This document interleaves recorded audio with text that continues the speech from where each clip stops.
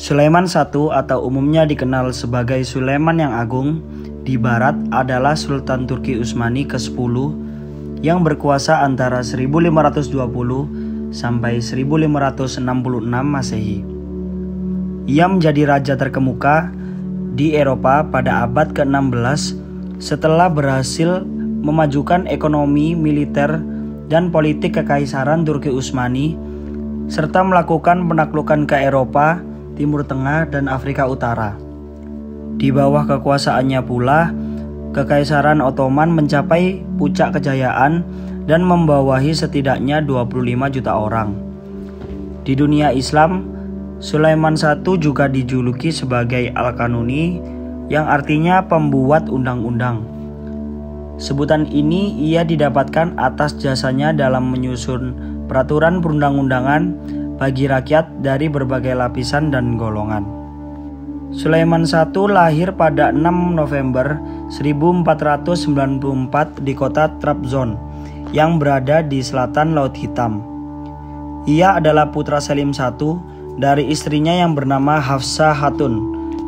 Kehidupan awal Sulaiman I dapat diketahui ketika ia berusia 7 tahun. Dan di usia 7 tahun pula, ia mulai belajar sains, sejarah, sastra, teologi, dan taktik militer di sekolah kekaisaran Istana Topkapi yang berada di Konstantinopel. Sejak kecil, Sulaiman I telah dekat dengan para pemuka agama dan sastrawan. Oleh karena itu, ia akhirnya menguasai 4 bahasa lain selain bahasa Turki, yaitu bahasa Arab, Serbia, Persia, dan Chagatai. Sulaiman I kemudian menggunakan keahliannya untuk menerjemahkan kitab suci Al-Quran ke dalam bahasa Turki. Pada usia 17 tahun, ia diangkat menjadi gubernur Kafah, Theodosia, kemudian Manisa, juga di Edirne dalam waktu yang sangat singkat. Setelah kematian ayahnya, Sulaiman I kembali ke Konstantinopel untuk dinobatkan menjadi Sultan Turki Utsmani ke-10. Pada September 1520 Masehi, ia lantas memulai pemerintahnya dengan melakukan kampanye melawan kekuatan Kristen di Eropa Tengah dan Mediterania.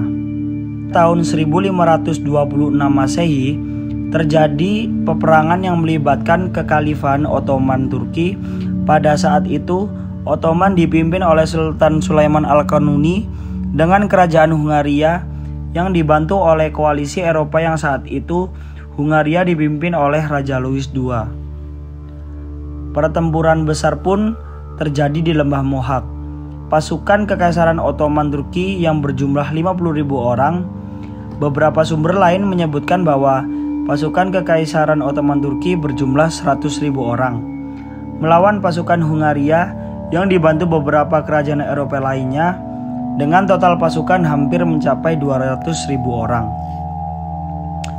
Pada saat itu, kerajaan Hungaria merupakan kerajaan paling tua yang sudah berdiri selama 6 abad.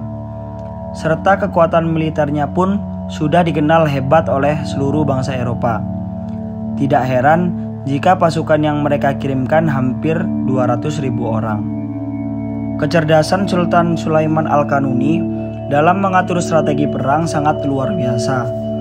Terbukti dengan strategi yang dipakai oleh Sultan Sulaiman di Perang Mohak dapat dimenangkan hanya dengan waktu yang singkat. Menurut beberapa sumber, perang ini hanya membutuhkan waktu sekitar lebih dari 2 jam.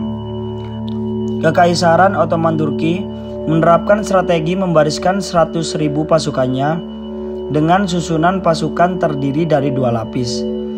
Pasukan bersenjata lengkap ditempatkan paling depan dan pasukan meriam berada di paling belakang. Pada 29 Agustus 1526 Masehi, peperangan besar pun tidak terelakkan lagi. Perang antara pasukan kekhalifahan Ottoman Turki dan pasukan Hungaria pecah. Ketika sedang terjadi pertempuran sengit, pasukan infanteri Ottoman Turki pura-pura kalah dan lari terbirit-birit ke belakang. Pasukan Hungaria yang melihat kejadian tersebut merasa bahwa mereka sudah unggul dalam peperangan. Tanpa pikir panjang, 100.000 prajurit langsung memburu pasukan Ottoman Turki yang lari. Mereka tidak menyadari kalau terdapat pasukan meriam Ottoman Turki yang sudah siap menerkam mereka.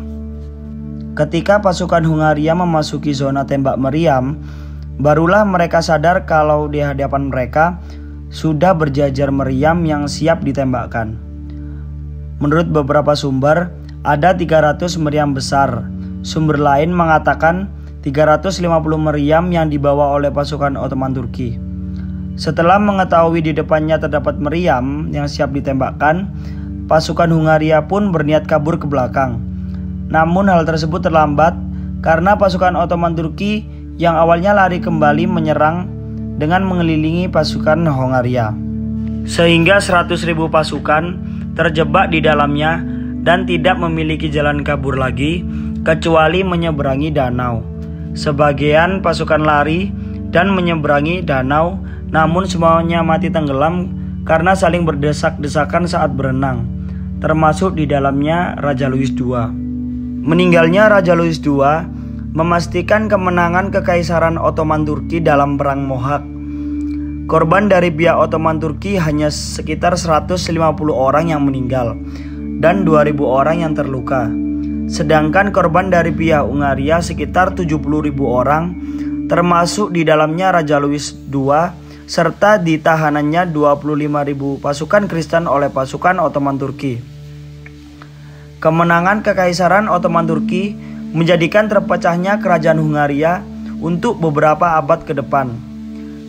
Kematian Raja Louis II ketika akan melarikan diri dari medan peperangan menandakan telah berakhirnya pemerintahan dinasti Jagiellon. Melalui sebuah pernikahan, akhirnya dinasti ini bergabung dengan Habsburg. Bangsa Eropa seakan menutup rapat perihal aib ini selama beberapa dekade. Produksi film tentang King Sulaiman pun dibuat demi menggiring segala opini negatif dan segala distorsinya. Hingga sekarang mereka masih takut, trauma, kecewa hingga akhirnya melakukan perbuatan tercela.